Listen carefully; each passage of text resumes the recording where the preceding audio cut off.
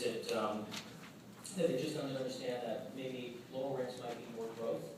You know, is that they try to force you into certain marketplaces, whether it's top 5 markets? What is it you think they misunderstand? Where are they missing it right now? Well, I think there has been a leftover from the downturn, from the recession. This I'm going to call it an extreme flight to perceived quality in certain markets, and I think that's come a little bit where the risk is understated there, because the price of entry into those markets and the rent levels and the growth that's expected to justify the price of entry is, there's more risk there than what's being underwritten in our view.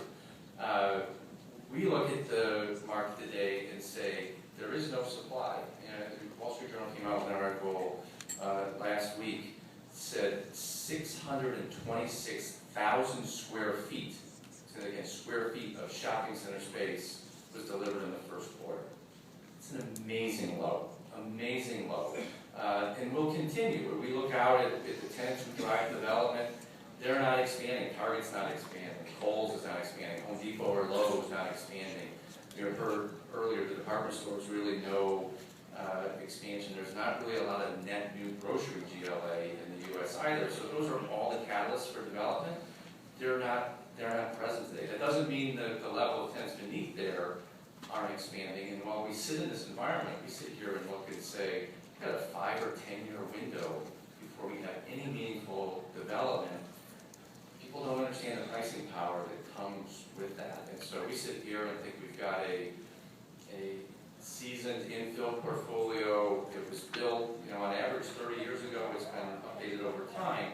The lease maturity schedule that we have coming in existing portfolios here, it really provides a very strong market opportunity.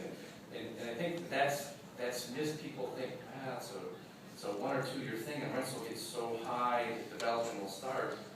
It's not the rents. It's the makeup of who's looking to expand right now, which is curtailing the development. And as long as those large format players are on the sideline, there's not going to be any.